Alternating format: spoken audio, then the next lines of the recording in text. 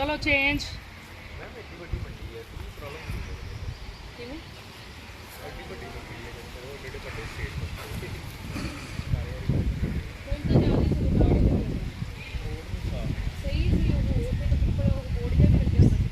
ਪੂਰਾ ਰਾਉਂਡ ਨਹੀਂ ਲੈਣਾ ਫੈਮਿਲੀ